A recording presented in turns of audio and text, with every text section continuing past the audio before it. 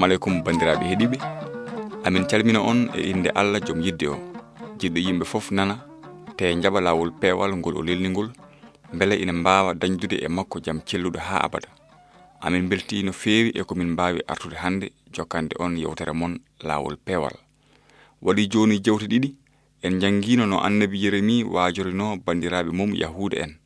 Wi ɗumen so tawi ɗoftaki konngol Allah ngol tuubi bakkatuji mumen ma Allah woppu konuji Babilon naata e leydi he bonna ɗum ndahaɓe nawaɓe to woɗɗi.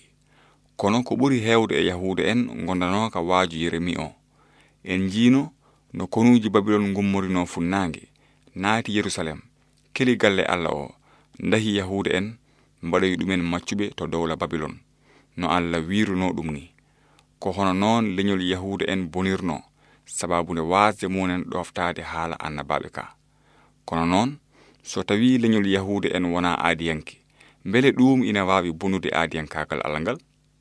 Ala, kele ɗe ko annabi Yeremi wino Yahuda en wonnoɓe maccuɓe Babilon sababunde bakkatuji mumen ɓe. O wiɓe ko ni jomiraɗo joom sembe Allah Israila wi faade e dahaɓe fof ɓe gittumi Yerusalem nawmi Babilon ɓe. So duuɓi 70 timmani Babilon mami siftoro on mi timmina e mon fodoram mi artira on Yerusalem sabu mboɗo andi ko ganniyi mi waɗande on ko anniya moƴƴere kono wana bonande mbele mi rokka on battane moƴƴe e ɗamuya. Koye ɗin ko nguli annabi Yeremi andinno Yahuda en ha so tawi kamɓe ɓe jejjiti Allah, Allah kañum yejjitani ɓe. Hono noon ɗon e duuɓi 70 ma Allah nawtuɓe leydi mamiraɓe mabɓe. Ko ɗum Yeremi wino Yahuda en wonnoɓe maccuɓe Babilon ɓe. E gonga Allah ko aadiyanke. Allah yejjitani fodore mum barkinde leƴƴi aduna fof rewni ɗum e iwdi Ibrahima, Isaaka e Israila. Allah yejjitani fodore mum halfinde Israila en konngol mum mbele aɓe jettina ɗum bani Adama en fof. Ha ɗo tolniɗen e jangde men he en jiino no Allah suɓortono annabaɓe mum e nder Yahuda en longina ɗumen mbele ina kabra kabaru mum ceniɗo o bindana ɗum yontaji garoji. En jiino no Allah waɗirno deftere tawreta nde e hakkille Musa waɗi jimɗi jabure ɗi e ɓernde Dawuda. Te en jiino no Allah wondirno e Yahuda en woɗɓe waaɓe no Yosuwe, Samuel, Sileymani, Esai, Yeremi e Daniel mbele ina binda haala Allah. Te kadi en jiino no bindi ɓen annabaɓe fof jogorino miijo woto e kabaru goto sabu tuggi Ibrahima fa yeeso annabaɓe fof kabrino kabaru moƴƴo mo Allah haalno paatuɗo e rewnude dandowo aduna o e leñol Israila en. Hande noon ma en jiino Allah jokkirno e feere mum he ngam jippinde almasihu o e aduna sabu ma en jiino nawtirno Yahuda en leydi ndi almasihu o fonno jibinede ndi. Ma en ji no Yahuda en duttorino Yerusalem caggal nde duuɓi 70 ɗi annabi Yeremi habruno ɗi timmi. Kono noon ko adi eɗen naata e simore he ciftore e wonde on saha dowla Babilon nattino wiyede Babilon kono watti wiyede dowla Perse sabu Babilon wonno ko e kalfandi Perse. Ɗum noon e deftere Esdaras e simore adande he bindi ɗi mbi e hitande adande Sirus lamɗo Perse ngam timminde konngol jomiraɗo ngol Yeremi habruno ngol jomiraɗo findini hakkille Sirus lamɗo Perse rokki nde ɗo yamirore e nder laamu mum he fof. Windi ɗum kadi ko ni Sirus lamɗo Perse o wi jomiraɗo Allah asamanuji o rokki kam laamuji aduna ɗi fof o yamiri kam yomi mahanmo galle nder Yerusalem e diwan Yuda. Hol e mon jeyaɗo e yimɓe makko. Yo Allah mum wondu e jomum. Yo jomum ngabboy Yerusalem to Yuda. Maha galle jomiraɗo Allah Israila o. Hono noon ardiɓe cuuɗi jeyaɓe e Yuda e Benyamin ɓe yettinoɓe sadak ɓe wondude e leñol lewi ngol manam kala mo Allah findinno hakkille mum ngummi ngam mahoyde galle jomiraɗo o Yerusalem. Hoddiɓe mabɓe fof dokkiɓe mballudi kalis, kanŋe, jawdi darindi wondude e geɗe tiiɗe coggu caggal dokke baɗanoɗe. Sirus lamɗo o artiri kaɓirɗe galle jomiraɗo ɗe Nebukadnesar ittuno Yerusalem waɗi ɗumen e galle Allah mum ɗe. mbele Allah waɗi ko fotno gila ko ɓooyi ko rewni ɗum e hunuko annabi Yeremi? Kay en jiino no Allah woppirno laamɗo Babilon o bonni Yerusalem heli galle Allah o no Yeremi habrirno ɗum ni. Joni kadi en jii no Sirus laamɗo Perse o yamirirno Yahuude en ɓe e wonde kala jiɗɗo yo rutto leydi mum ngam maatude galle Allah o wondude e saare Yerusalem nde. E goonga ko joomiraaɗo woni laamɗo laamɓe, ko kanko woni jogiiɗo aduna o e sahaaji mum e jungo makko, te kala ko wi ko baɗowo. Annabi Suleymani windi wi ɓernde laamɗo o ko ndiyam gaawol e jungo joomiraaɗo, o faaratande ko ɗo wela. Hono noon bindi ɗi ina jaytana en no dental gootal Yahuuda en yaltirno dowla Perse woni e ɗennungal faade leydi Yuda e saare Yerusalem he. Ardinoɓe ko Yahuuda gooto biyetenoɗo Sorobabel. Nde ɓe jetti Yerusalem ɓe jii ko haawni no feewi. Saare nde fof ina boni. Galle Allah jooɗo mo Suleymani maano o ina hela. Hay huunde heddanoki ɗon so wona kaaƴe e ɓale ɓaleeje sabu jeygol. Hono noon bindi ɗi ina kaalana en no Yahuuda en ɓe ngadirno rentude e nokku ɗo galle Allah o wonno ɗo. Ɓe pewniti sakkorde nde. Hono noon ɓe kirsi jawdi. Ɓe jetti Allah joomiraaɗo o sababunde ko reeniɓe e dowla Babilon e Perse hakke duuɓi 70 caggal ɗum artiriɓe e leydi maɓɓe. Bindi ɗi ina kaalana en no Allah wondirno e ɓen Yahuuda en, walli ɗumen, rokki ɗumen doole haa ɓe maati galle Allah o e saare Yerusalem nde wondude e ɓale taarinoɗe saare nde fof. Israila en keɓino caɗele kewɗe, kono Allah walli ɗumen haa ɗen golle fof ngasi caggal duuɓi kewɗi. Ina gasa wooda e mon biiɗo, hol nafoore gartugol Yahuuda en Yerusalem woodani min e yewtere hannde nde? Bandiraɓe, gartugol Yahuuda en leydi mumen ko huunde heewnde fayide no feewi, sabu ko e on diiwaanu Yuda to bange worgo leydi Israila almasihu o fonno jibineede. Ɗum noon alay sago Yahuuda en dutto leydi mumen mbele dandowo aduna o mo ganduɗa ko dandowo ma ina ara. E sahaa dutugol Yahuuda en Yerusalem, Allah feññinino e maɓɓe annabi gooto biyeteeɗo Sakari. Ngande noon oɗo Sakari jiidaani e Sakari baamum annabi Yaya.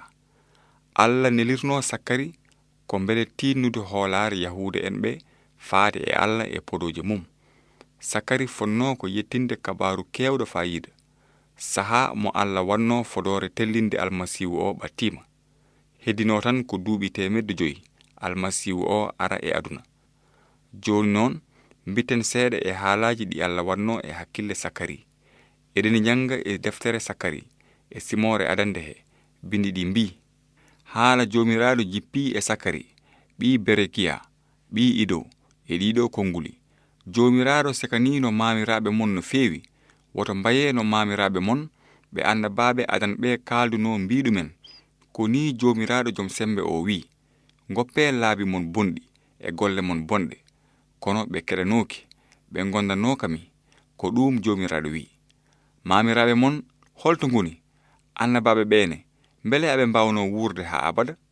Ndenne dey mbele haala jam e sarɗi jam ɗi dokkumi sarwoɓam hono annabaɓe ɓe jettaki mamiraɓe mon? Mbele on nani no moƴƴi no annabi Sakari wajorino Yahuuda en ɓe? O wiɓe Allah sekanino mamiraɓe mon no feewi, woto mbayeno mamiraɓe mon ni. Holko wanno Allah sekande mamiraɓe Yahuuda en ɓe? Wanno Allah sekandeɓe ko sabu ɓe gondano ka haala annabaɓe ɓe Allah nelno e maɓɓe ka. Ko ɗum waɗi ɗo sakkiti ɗo ɓe ngoni maccuɓe dowla Babilon. E goonga mamiraɓe maɓɓe ina jogino diine, kono ɓe ɓuɓnano ɓernde Allah, sabu ɓe gondano ka haala annabaɓe ka. Yahuuda en e on saha mbano kono won e yimɓe hande wiyoɓe: eyi, minen hamin gonɗini annabaɓe ɓe fof. Kono e goonga ɓe gonɗinani annabaɓe Allah ɓe, sabu ɓe gondaka ko annabaɓe ɓe mbinduno e bindi ceniɗi ko. Koɓe joom diine en, kono ɓe jokkodirani e Allah. Ko hono noon ko ɓuri heewde e mamiraɓe Yahuuda en mbano. Ɓe gonɗinani haalaji annabaɓe ɗi. Ɓe teddini Allah tan ko e kunude maɓɓe, kono ɓe gonɗinani haala mum e ɓerde maɓɓe.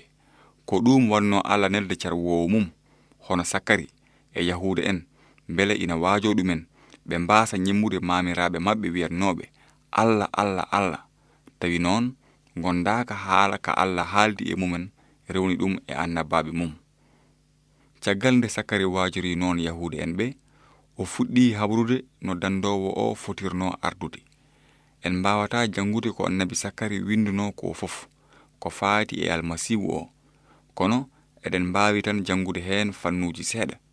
E deftere Sakari he e simore jeenaɓere nde, Sakari ina andina en no almasihu o fotirno waɗɗade mbabba naata Yerusalem. O wi, onon Siyon naaɓe, beltoɗe no moƴƴi, onon Yerusalem naaɓe, ngulle sababunde weltare. Laamɗo mon nana ara e mon, ko pewɗo, jom polgu, ko jankiniiɗo baddiɗo mbabba, mola jarta. Ko e simore 11 he, annabi Sakari habruno no yimɓe ɓe jogorirno salaade almasihu o, njeeya ɗum buuɗi 30 kaalis daneejo.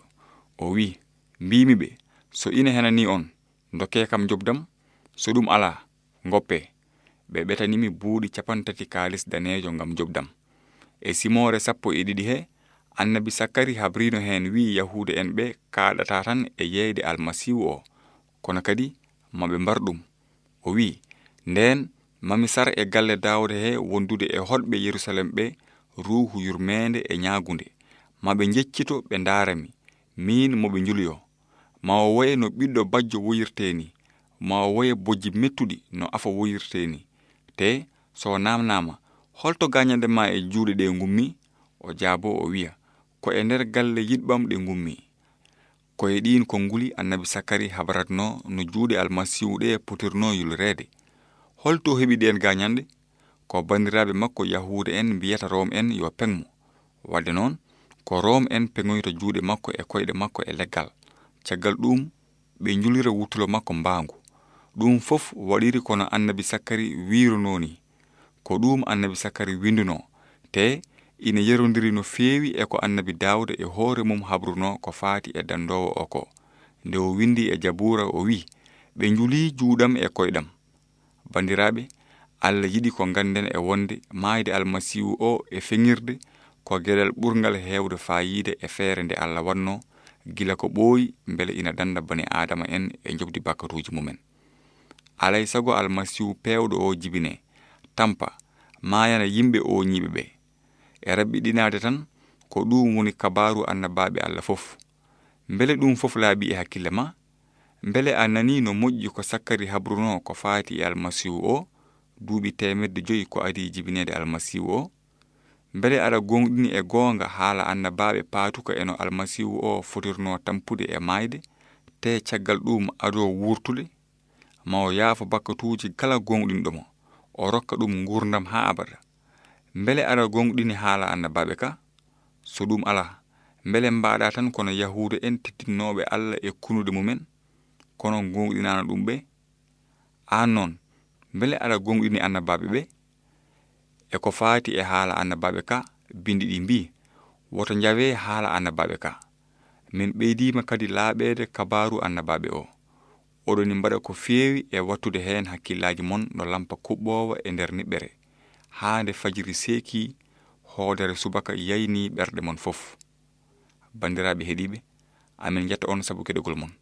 So Allah jaɓi e yewtere men arore, ma en nan haala Mika e annabi bindunoɗo deftere sakkitinde e bindi ceniɗi he ko adi almasihu o ina ara e aduna.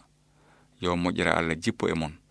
Te miitoɗon ngam jaabade ngal ɗo namnal kewgal nafoore gongal e haala Allah. Made wona aɗa gonɗini ko annabaɓe bindi ko?